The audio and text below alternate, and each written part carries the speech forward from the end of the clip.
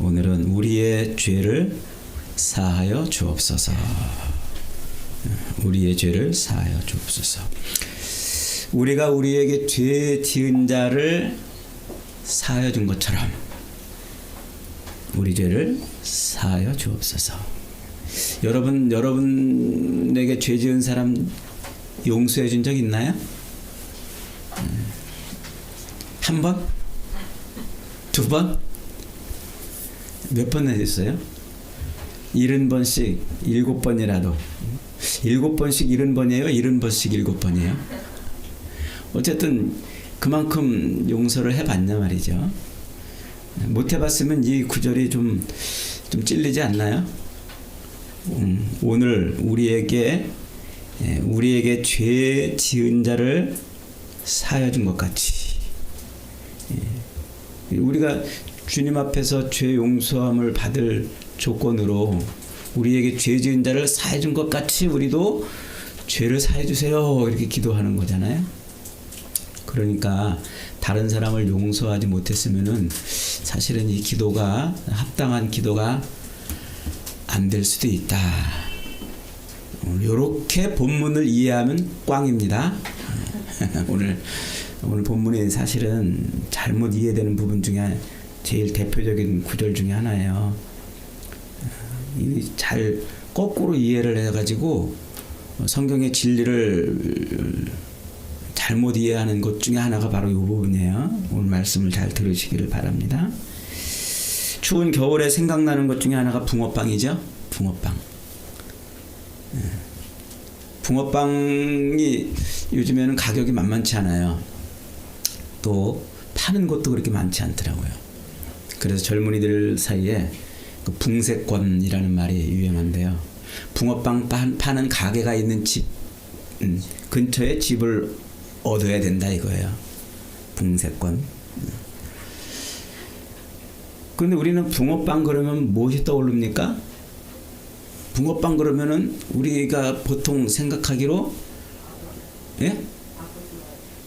그렇습니다. 똑같다. 아버지와 아들이 붕어빵이다. 그죠? 닮았다. 서로 닮았다. 비슷하다. 아니 비슷함을 넘어서 저 두 사람 붕어빵이야 그러면 뭐예요? 똑같다. 이런 의미예요. 우리는 붕어빵을 그런 의미로 이해한단 말이에요. 붕어빵 그러면 붕어빵이 어떻게 생긴지 다 알아요. 밀가루 부어가지고 팥 넣고 구워서 내서 만들어낸 빵인데 그 빵을 우리는 어떻게 일상에서 사용하냐면 둘이 똑같다라는 의미로 쓴단 말이에요. 그 붕어빵을 그렇게 우리는 쓰고 있단 말이죠. 외국 사람들은 이 말을 이해할까요? 저 두 사람 붕어빵이야. 아버지와 아들이 붕어빵이야. 한비치와 아빠가 붕어빵이야. 저 아빠가 이해할까요? 외국 사람들은 쉽게 이해하기가 어려워요. 왜냐하면 우리나라 사람들이 가지고 있는 이 붕어빵을 쓰는 이 개념이 외국 사람들의 개념하고는 다르기 때문에 그래요. 요 이해를 정확하게 이해하면 오늘 본문을 이해할 수가 있어요. 오늘 우리가 읽은 우리가 우리에게 죄 지은 자를 사하여 준 것 같이 우리 죄를 사하여 주옵소서라고 하는 이 말도 유대인들은 이 말을 어떤 의미로 쓰고 있는지를 알아야 그들이 쓰고 있는 언어 습관을 알아야 우리가 이거를 이해할 수 있단 말이에요. 그걸 이해하지 않고서 그냥 본문을 그냥 우리가 해석하면은 자칫하면은 어떻게 되냐면 하나님 내가 다른 사람의 죄를 나한테 잘못한 다른 사람의 죄를 용서해 줬으니까 하나님도 저의 죄를 용서해 주세요 라고 이렇게 해석을 한단 말이에요. 그렇게 이것은 성경을 인간적 관점으로 해석하는 아주 잘못된 해석이에요. 여러분 우리가 우리의 죄를 용서받을 수 있는 조건이 있나요? 하나님이 저와 여러분의 죄를 용서하실 때 무슨 조건 보고 죄를 용서해 주십니까? 무슨 어떤 근거가 있어서 죄를 용서해 주십니까? 하나님이 우리의 죄를 용서해 주시는 유일한 방편은 그리스도의 십자가를 믿는 것밖에 없어요. 내가 다른 사람의 죄를 용서했기 때문에 내 죄를 하나님이 용서해 주는 거 아닙니다. 유일하게 아들을 십자가에 못 박아 죽이신 그 하나님의 사랑, 그 구원 방식을 내 것으로 아멘하고 믿을 때 그 믿음을 가지고서 하나님은 우리 죄를 용서해 주시는 거예요. 내가 다른 사람의 죄를 용서했다고 너 기특하구나, 내가 너 죄도 용서해 줄게 라고 하지 않으신다는 거예요. 그런데 우리는 이 구절을 우리는 거꾸로 해석하잖아요. 하나님, 내 저 사람의 죄를 용서해 줬으니까, 나한테 잘못한 저 사람의 죄를 용서해 줬으니까 저의 죄도 용서해 주세요, 이렇게 이해하고 그렇게 기도하는 걸로 이해가 되잖아요. 그는 성경을 거꾸로 해석하는 것이고 인간적인 관점으로 자꾸 성경을 보는 거예요. 아주 잘못된 해석이죠. 우선 이 말씀에서 사용된 단어를 한번 살펴봅시다. 우리에게 죄 지은 자에서 이 죄라고 번역된 말이 오페일로마라는 말이에요. 헬라어로 오페일로마. 이 오페일로마라는 요 말은 어떨 때 주로 많이 쓰냐면 부채. 우리에게 부채를 빚을 진 사람을 내가 탕감해 줄 때 오페일로마 이렇게 쓰는 거예요. 그런데 우리가 흔히 알고 있는 죄, 하나님이 우리한테 죄를 용서해 주시고 우리의 죄를 사해 주신다고 말할 때 그 우리가 흔히 알고 있는 이 죄는 하마르티아라는 말이에요. 이 말은 제가 예전에 설명 한번 드렸죠. 관역에 화살을 쏴가지고 정 관역에 딱 꽂혀야 되는데 빗나간 상태. 그 빗나간 상태를 헬라어로 그리스 사람들은 그걸 관역에서 빗나간 상태를 하마르티아라고 이렇게 설명했어요. 그걸 얼른 성경이 가져다가 그 죄의 개념을 설명하는 거예요. 하나님에게 꽂혀야 되는데 하나님에게 꽂히지 않고 벗어난 상태, 하나님에게서 떠난 상태, 하나님과 단절되고 분리되고 하나님과 상관없는 상태가 뭐라고요? 그걸 죄라고 이렇게 설명한단 말이에요. 그 하마르티아라는 말이 아리스토텔레스가 처음 쓴 말인데 그들은 그 말을 어떻게 썼냐면 관역에서 벗어난 상태를 설명할 때 하마르티아라는 말을 썼다고 그랬죠. 그걸 지금 성경에서는 뭐라고 쓰냐면 하나님에게서 벗어난 상태 이렇게 쓴단 말이에요. 로마서 공부할 때 배웠잖아요. 그러니까 우리가 흔히 알고 있는 이 죄는 바로 하나님에게서 벗어난 상태, 하마르티아란 말이에요. 그런데 지금 이 구절에서 쓰고 있는 이 죄라는 말은 무슨 단어를 썼다고요? 오페일로마, 빚, 부채, 이런 단어를 가지고 썼단 말이에요. 예.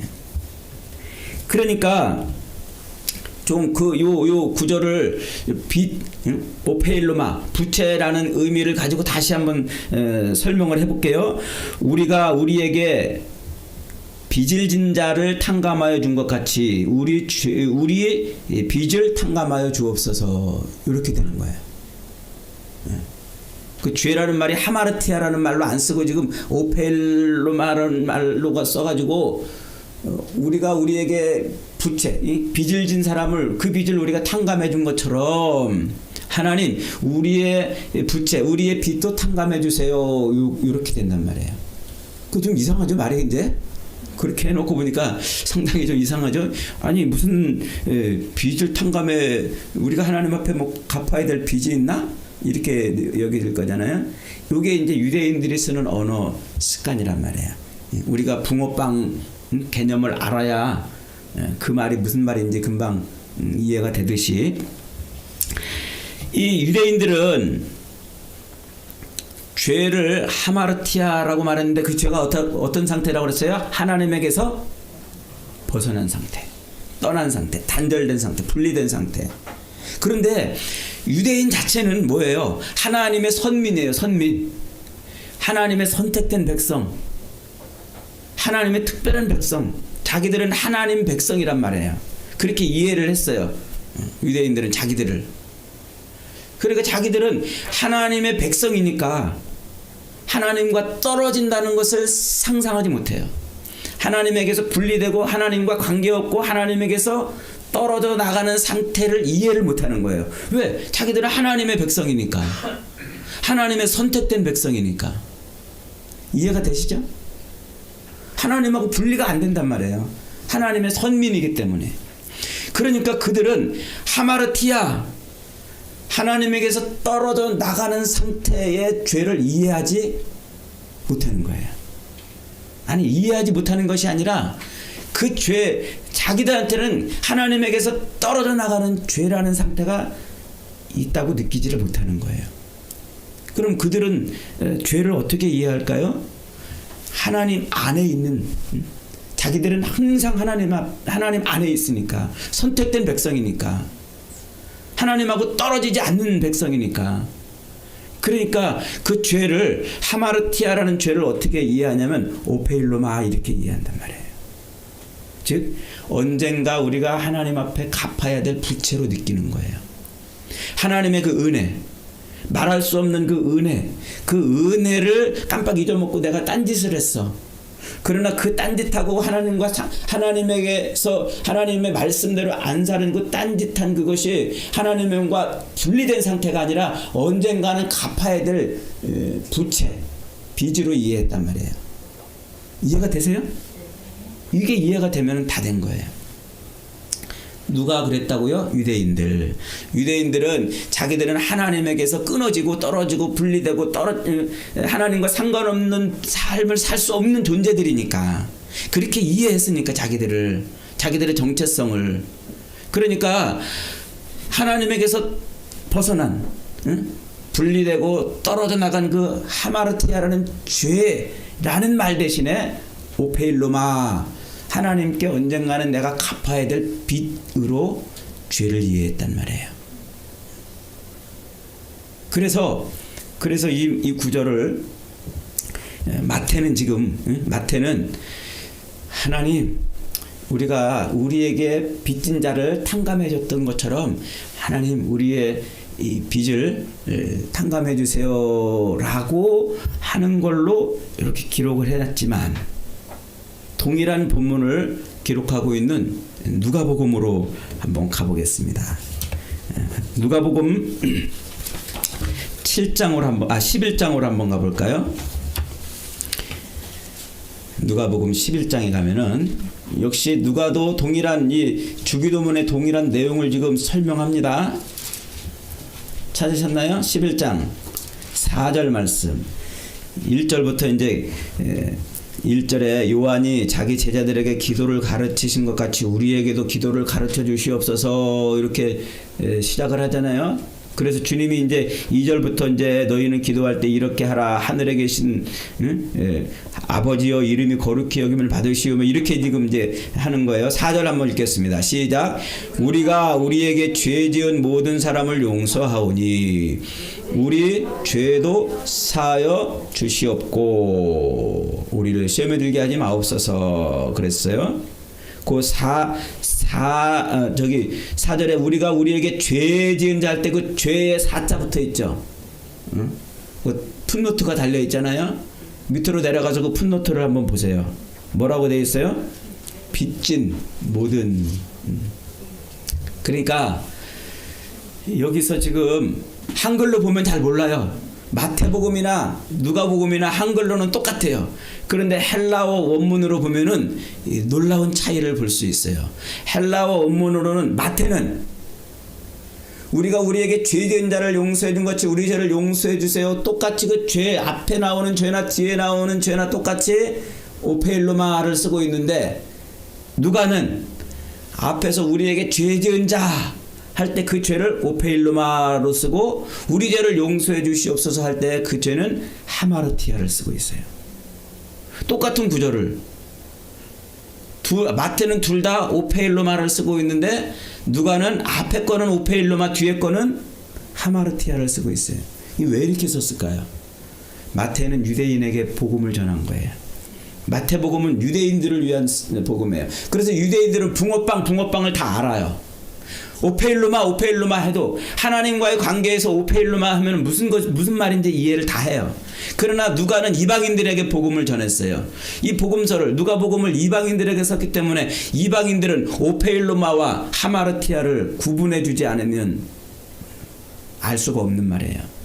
그래서 누가는 친절하게 앞에 우리에게 죄 지은 자를 우리가 용서했다고 할 때 그 말은 오페일로마로 쓰고, 뒤에서 하나님 그러니까 이제 우리에게 우리 죄를 용서해 주세요라고 할 때는 하마르티아를 썼단 말이에요. 이렇게 이 본문을 이해를 해야 본문의 의미가 정확하게 되는 거예요. 그러니까 다시 말하면 좀 이제 정리한다면, 앞에 마태복음은 유대인들 머릿속에, 유대인들 그 관념 속에, 언어를 쓰는 이 개념 속에 오페일로마, 그게 인간들과의 관계에서는 그게 부채가 되고 빚으로 이해되지만, 하나님과의 관계에서는 그게 뭐예요? 하마르티아란 말이에요. 그런데 그것을 그냥 표현할 때는 오페일로마로 표현하는 거예요. 유대인들끼리는. 그런데 누가는 이방인들에게 설명을 해야 되니까 그 오페일로마를, 하나님과의 관계에서 오페일로마를 뭐라고 표현할 수밖에 없었어요? 하마르티아라고 표현하는 거예요. 그러니까 앞에 거는 하나님, 우리가 이 다른 사람이 나한테 빚진 것을 내가 탕감해 줬으니까 내 하마르티아를 용서해 주세요. 이렇게 되는 거예요. 다른 사람이 나에게 빚진 이 오페일로마, 나에게 빚진 부채를 내가 다 탕감해 줬으니까 하나님 저에게 하마르티아를 용서해 주세요. 하마르티아를 사해 주세요. 이렇게 본문을 이해하면 정확한 이해라는 것이죠. 자, 그러면 이제 본문의 그 의미가 뭔지 다시 설명해 봅니다.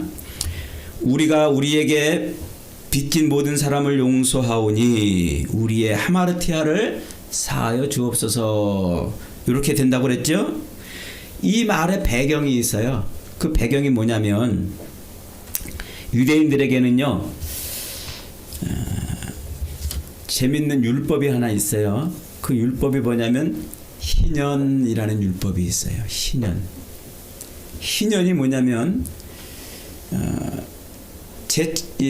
월요일부터 주일부터 토요일까지 이렇게 안식일을 보내잖아요. 그리고 제7일 되는 그 토요일 안식일 날은 쉬잖아요. 제7일째 안식하는 날, 쉬는 날 안식일. 그 안식일이 1년 단위로 계산될 때 7년째 안식년이 있어요. 안식년, 7년째 안식년. 그런데 그 7년째 안식년이 7번 반복되면 77이 49년. 49년째도 안식년이죠. 1년씩 해서 7년째가 안식년이니까 77이 49년째도 안식년이죠. 그 안식년 다음 해가 희년이에요. 50년째 되는 해. 그러니까 이스라엘 백성들은 희년이라는 독특한 제도가 있어요. 하나님이 희년이라는 것을 지키라고 선포를 했어요. 레위기 율법에서 말이죠. 그 희년이 뭐냐면 50년째가 되면은요, 땅을 농사 짓는 것을 멈추는 거예요. 땅의 기운을 복돋게 이제 하기 위한 것이죠. 그리고 50년째가 되면은 노예들을 해방시켜줘요. 전쟁포로든지 혹은 날 때부터 노예가 됐든지 아니면 빚을 갚지 못해서 노예가 됐든지 어떤 형태로든지 노예가 된 그 사람이 50년째가 되면은 노임받아야 돼요. 자유의 몸을 얻어요. 그리고 누가 나한테 돈을 빌려줬어요? 그러면 50년째 희년이 되면은 그 돈을 없는 걸로 쳐야 돼요. 안 갚아도 돼요. 안 갚아도. 이게 법이에요. 하나님의 법. 하나님이 그렇게 하라고 이스라엘 백성들에게 요구하셨어요. 그래서 이스라엘 백성들은 이 희년의 법을 지킵니다. 희년의 법. 그래서 50년째가 되면은 하나님의 법에 따라서 모든 빚을 탕감해 줘야 돼요. 하나님의 뜻에 따라서. 그러니까 그들은 이 50년째 돌아오는 그 희년, 모든 빚진 것을 탕감되는 탕감해주는 그 희년은 이유를 막론하고, 이유 여하를 막론하고 그렇게 해야만 돼요. 지위 고하를 막론하고 그렇게 다 해야만 돼요. 아무리 내가 큰 빚을 졌어도 희년이 되면 소멸이 되게 돼 있단 말이에요. 좋겠죠? 응? 와, 희년 되기 전에 미리 돈 대빵 많이 빌렸다가 희년 딱 되면 안 갚아도 되는 법. 그게 희년의 법이란 말이죠. 그게 빚을 탕감해 주는 거예요. 빚을 탕감해 줘.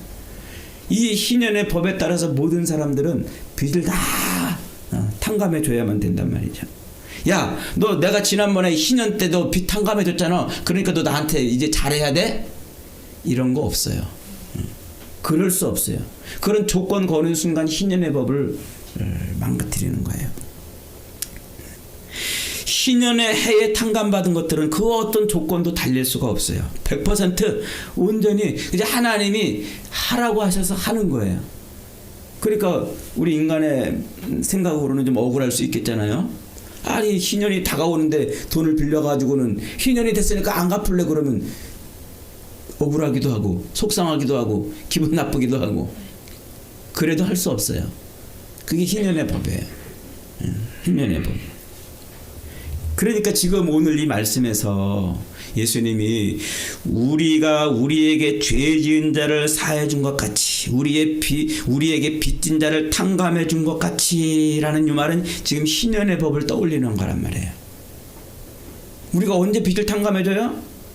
희년이 됐기 때문에 탕감해 준단 말이에요. 그게 아니면은 여러분 남들이 여러분에게 돈 빌리면 그거 탕감해 주겠어요? 쉽지 않아요. 혹시 탕감해 준다 하더라도 억울하고 막 그 빌려간 사람 보면 막 짜증나고 생각만 해도 부글부글이잖아요. 그 빚을 탕감해 주도록 한 하나님의 법, 그 법 때문에 빚을 탕감해 주는 거란 말이에요. 그러니까 이 법을 지키는 한 이스라엘 백성들은 하나님의 통치 아래에 있는 거예요. 내가 하나님을 안 믿으면, 하나님과 상관없는 사람 되면, 야, 하나님이 뭐라고, 그게 뭔데? 나랑 아무 상관없어. 네가 돈 빌려간 거 네가 갚어. 무슨 하나님 핑계대고 희년 핑계대고 나한테 안 갚는다고 그러는 거야? 라고 할 수 있어요. 하나님 안에 있는 한 그 법에 순종해야 돼요.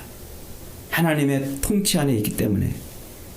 하나님의 뜻에 따라서, 하나님의 법에 따라서 우리가 모든 빚을 탕감해 준 것처럼, 하나님, 내가 억울하고 속상하고 내가 정말 안타깝지만, 그러나 하나님의 그 희년의 법에 따라서, 하나님의 그 통치하심에 따라서 내가 빚을 탕감해 줬습니다. 그러니 우리의 하마르티아를 사해 주옵소서. 이런 의미가 된단 말이에요. 그래서 우리에게 빚진 자를 탕감해 준 것처럼, 하나님의 그 희년의 법을 내가 순종한 것처럼, 하나님의 통치하심 앞에 내가 무릎 꿇어 싸우니, 주님, 하마르티아, 하나님에게서 떨어져 나간 나의 상태를 다시 하나님께로 돌려주옵소서. 하나님 품 안으로 돌아오게 하옵소서. 하나님이 내 삶의 통치자가 되주십시오. 이게 오늘 기도의 핵심인 거예요. 그 고백을 하라는 거예요. 지금 하나님의 통치하심이 내 삶에서 영원히 흔들리지 않고, 하나님의 왕되심이 내 삶에서 흔들리지 않고 이루어지기를 기도하라는 거예요. 죄가 내 삶을 통치하고, 죄가 내 삶을 지배하고, 죄가 내 삶으로 이래라 저래라 하는 상태가 아닌 하나님의 통치하심이 내 삶에서 완전히 이루어져서 더 이상 죄에 끌려다니는 삶이 되지 않게 해달라는 거예요. 하나님, 내가 희년의 법을 지키지 않았습니까? 희년의 그 법대로 나에게 빚진 자를 내가 다 탕감해 주지 않았습니까?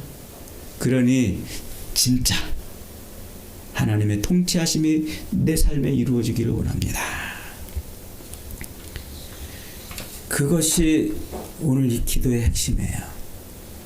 그래야 주님이 우리에게 지금 이 기도를 통해서 죄를 이기는 방법을 지금 가르쳐주고 있는 거예요. 여러분, 우리가 무슨 능력이 있어서 죄를 이깁니까? 지난 주간에도 우리가 한 주간 열심히 살면서 얼마나 많은 죄를 졌어요. 하나님에게서 얼마나 많이 벗어나 있었어요. 하나님이 내 인생의 왕이라고 고백을 해놓고, 내 인생의 주인이라고 고백을 해놓고, 내 삶의 모든 것의 주인이라고 고백을 해놓고 살면서 실제로 하나님께 모든 것을 다 이양해 드렸냔 말이에요. 하나님께 내 삶의 모든 주재권을 다 이양해 드렸어요, 여러분? 못 드렸잖아요. 돈 조금 벌면 11조 해야 되는데 이거 왜 이렇게 아까워요? 우리 삶의 모든 물질이 다 주님 것이라는 것을 잊어버리지 말라고 11조를 하나님이 딱 못 박아 놓으셨다고 그랬잖아요. 그래서 내 모든 물질의 주재권을 하나님께 넘겨드려야 되는데 안 넘어가잖아요. 이게 다른 사람을 향해서도 우리가 사랑을 하면서 십자가의 정신, 내가 죽어 너를 살리는 그런 삶을 그와 살아야 되는데 저것을 죽이지 못하면 내가 죽을까봐 정글같이 저것을 죽이려고 몸부림치며 살다 왔잖아요. 하나님이 진짜 여러분의 삶의 주인이시고 통치자고 왕이라면은 내팽개쳐도 패대기 쳐줘도 하나님의 뜻대로 살아야 되잖아요. 근데 안 살아져요. 우리는 여전히 우리는 내가 주인이 되고 나를 위해서 몸부림치고 애쓰고 내 것을 더 움켜쥐려고 몸부림치는 삶을 산단 말이에요. 이게 아직 우리는 죄 가운데 있기 때문에 그래요. 아직도 우리는 그리스도 예수를 통해서 십자가의 그 놀라운 능력으로 모든 죄를 용서받았다고 선언을 받았지만서도 아직도 내 삶에서 죄가 나를 통치하고 있는 거예요. 이게 언제 벗어날까요? 천국 가야 돼요. 천국 가야 돼. 그러나 이 땅에 발을 딛고 있는 동안은 여전히 죄가 우리를 농락을 한단 말이에요. 죄가 우리를 넘어뜨리기도 하고 다른 사람을 향하여 분노하기도 하고 더 움켜쥐려고 몸부림치게도 만든단 말이에요. 예수 그리스도를 믿음으로 말미암아 우리의 과거의 죄, 현재의 죄, 앞으로 지을 모든 죄가 다 용서받았다고 선언을 하고 그 믿음을 가지고 살고 있음에도 불구하고 삶의 실제는 여전히 죄에 흔들려가지고 죄에 붙들려가지고 죄악된 삶을 살고 있는 거예요. 그리스도가 주인이 아니라 죄가 내 인생의 주인이 되어버렸어요. 죄가 이래라 저래라 하는 대로.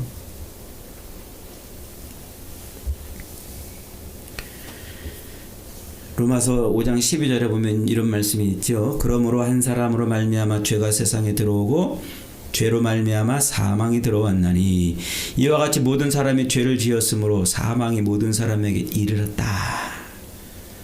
아담의 죄 때문에 이 세상에 죄가 들어와서 모든 사람이 다 죄 가운데 죄 아래 있다고 선포하잖아요. 모든 사람이 다 그 죄의 영향력 아래 있다라는 것을 보여주는 중요한 표지가 뭐라고 그랬어요? 다 죽는 거예요. 우리 육체가 다 죽는 거예요. 우리 육신의 호흡이 끊어져서 죽는단 말이에요. 그 육신의 호흡이 끊어져 죽는 그 상태, 그것이 우리가 지금 죄 아래 있다는 것을 보여주는 표지판이라고 그랬잖아요. 표식이고, 이것은 뭘 상징한다고요? 하나님에게서 우리가 떠나 있다는 것을 보여주는 거란 말이에요. 하나님은 영원한 생명이세요. 하나님 자신이 영원이세요. 영원. 그래서 우리가 하나님과 결합되어 있고 하나님 안에 있다면은 영원히 영생하는 존재가 되는 거예요. 하나님 안에 들어가기만 하면 우리는 영생해요. 죄 가운데 있기 때문에 육신의 죽음을 맞는 거예요. 하나님하고 분리되어 있다는 것을 육신의 죽음이 상징해 준단 말이에요. 그래서 하나님이 우리로 하나님과 하나가 되는 방법을 예수 그리스도의 십자가로 주셨어요. 그 십자가를 믿는 순간 우리는 하나님 안에 거하는 거란 말이에요. 안에. 그러나 여전히 우리는 주님 앞에 서는 날, 혹은 주님이 재림하시든지 아니면 내가 주님 앞에 가든지 주님 앞에 서는 순간까지는 여전히 우리는 죄 가운데 있음을 인정하지 않으면 안 돼요. 그 죄에 붙들려 산단 말이에요. 모든 사람이 죽었다는 것은 사람이 영적으로 하나님께 대하여 죽었다는 것이고 분리되어 있다는 거예요. 하나님의 통치하심 아래 우리가 완전히 들어가는 날은 천국에 가는 날이에요. 그 전까지 이 땅에서 우리는 끊임없이 죄의 유혹과 죄의 권세 아래 있는 거예요. 그래서 마음은 사랑하고 싶고, 마음은 나눠주고 싶고, 마음은 정말 베풀며 살고 싶은데 그게 잘 안 되는 거예요. 죄가 우리를 붙들고 있기 때문에 그래요. 죄의 삭은 사망이요 하나님의 은사는 그리스도 예수 우리 주 안에 있는 영생이니라. 로마서 6장 23절에서 그렇게 말하잖아요. 그래서 그리스도 예수를 통해서 우리는 영원한 생명을 얻게 되는 거예요. 지금 예수님이 우리에게 지금 너희는 이렇게 기도하라라고 가르쳐 주면서 하나님, 우리가 우리에게 빚진 자들 그 모든 빚을 다 탕감해 주었듯이 하나님 우리의 죄를 다 사해 주옵소서라고 기도하라고 가르쳐 주시는 것은 그 죄의 권세, 죄의 능력, 죄의 통치 아래 있는 것이 아니라 하나님의 통치 아래 우리가 있기를 원합니다라고 기도하고 고백하려는 거예요. 하나님이 여러분 삶의 통치자가 되기를 간구하며 기도하는 겁니다. 간혹 이 구절을 자꾸 이상하게 해석해가지고 우리가 이제 그런 예수 믿으면 우리 죄다 용서받습니다. 여러분 믿으십니까? 예수를 믿는 순간, 여러분이 예수를 여러분의 구세주로 아멘으로 받아들이는 순간 여러분의 과거의 모든 죄는 다 용서받은 줄 확신하시길 바랍니다. 현재 짓는 죄도 다 용서받았습니다. 앞으로 지을 죄도 다 용서받았습니다. 그런데 그것이 어디에서 용서받냐면 믿음 안에서 되는 거예요. 믿음 안에서. 그러니까 우리의 삶은 항상 믿음 안에서 사라져야 되는 거예요. 근데 이게 잘 안 되는 거예요. 믿음 안에서 사는 게. 하나님의 완전하신 통치가 이루어지는 그 상태가 안 되는 거란 말이에요. 여전히 이 땅에서는 우리는 공중권세 잡은 자의 그 미혹과 유혹과 그 권세 아래서 흔들리며 살 수밖에 없다는 거죠. 그래서 끊임없이 우리는 뭐 해야 돼요? 기도해야 돼요. 그래서 끊임없이 기도하라고 그러는 거예요. 하나님의 통치 아래 있기를 원합니다. 하나님의 왕대심 앞에 무릎 꿇을 수 있기를 원합니다. 하나님이 내 인생의 주인이신 것을 내가 늘 고백하며 살 수 있기를 원합니다. 그렇게 기도하라는 거예요. 여러분 기도하지 않으면 안 돼요. 우리가 기도하지 않고 어떻게 죄를 이깁니까? 우리가 기도하지 않고 어떻게 우리의 욕망을 이기고, 기도하지 않고 우리의 정욕을 이기고, 기도하지 않고 어떻게 죄의 권세를 이길 수 있습니까? 죄가 우리를 다스리고 통치하고 죄가 우리를 끌고 가고 죄가 시키는 대로 살 수밖에 없어요. 미워할 수밖에 없고 더 움켜쥐을 수밖에 없고 타락한 삶을 살 수밖에 없는 거예요. 그 죄가 우리를 통치하고 죄가 우리를 지배하고 죄가 우리를 끌고 죄가 우리를 이래라 저래라 그렇게 끌고 가는 세상 속에서 주님이 내 인생의 통치자가 돼서 죄가 아니라 은혜가 나를 끌고 가게 하여 주시옵소서. 주님의 통치하심 앞에 무릎 꿇을 수 있게 해 주시옵소서. 이렇게 기도하는 거예요. 희년의 법, 그 법을 내가 지킨다는 것은 그 안에 있다는 거잖아요. 하나님의 통치하신 왕대심 앞에 있다는 거잖아요. 그러므로 그 상태가 내 삶에서 계속 이어지기를 기도하는 겁니다. 여러분, 우리가 예수를 믿으면서도 왜 늘 죄 없는 사람, 예수 안 믿는 사람처럼 그렇게 정욕과 욕망에 붙들려 사는 걸까요? 왜 예수 믿는다고 하면서도 예수 안 믿는 가정하고 비슷하게 그렇게 삶을 사는 걸까요? 왜 교회를 그리스도의 몸이라고 이렇게 말하면서도 이 교회 안에서는 늘 크고 작은 싸움들이 일어나고 서로 시기하고 질투하는 일들이 벌어지는 걸까요?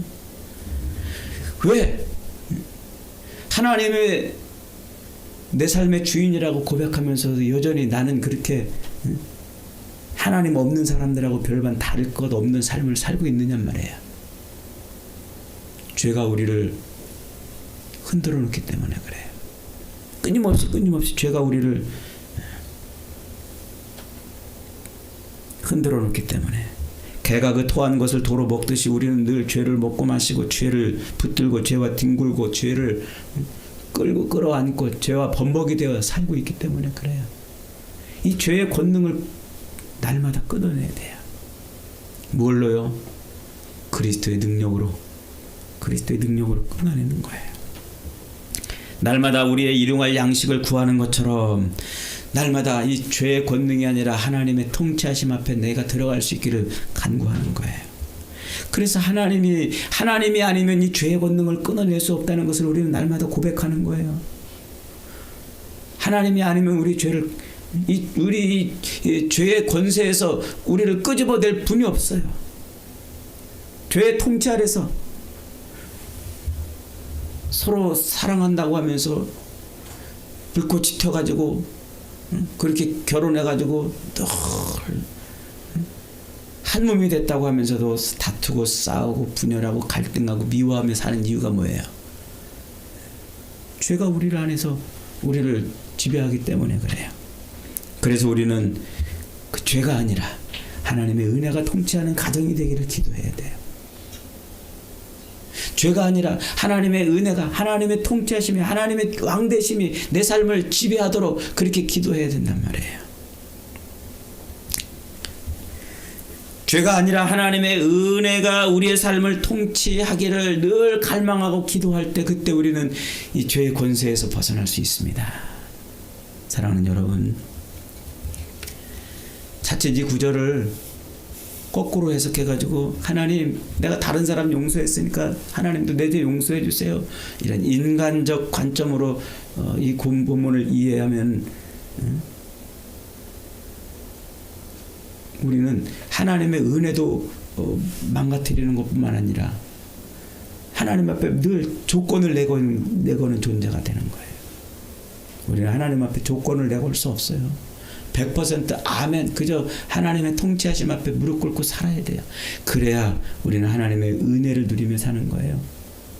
사랑하는 여러분, 오늘도 죄는 우리의 삶을 이래라 저래라 흔들어 놓습니다. 하나님 앞에 모든 주재권을 넘겨드리세요. 하나님의 통치하심 앞에 완전히 무릎 꿇으세요. 하나님이 여러분의 인생의 주인인 것을 날마다 고백하십시오. 하나님의 그 능력과 은혜가 아니면 이 죄에서 우리가 벗어날 수 없음을 날마다 기억하고 엎드리세요. 그래야 그때 하나님의 구원의 능력이 우리 삶에 임하는 거예요. 죄가 아니라 십자가의 능력이 우리의 삶을 지배하는 겁니다. 그런 삶을 살 수 있기를 바랍니다. 오늘도 죄가 지배하고 죄가 좌지우지하는 인생에 대해서 죄로 말미암아 염려와 걱정과 불안과 근심과 두려움과 초조를 짊어지고 사는 것이 아니라 우리 하나님이 왕이 되시고 통치자가 되시고 주권자가 되셔서 우리 하나님의 은혜 아래 평강을 누리며 사는 저와 여러분이 다 되시기를 주님의 이름으로 축복합니다. 아멘.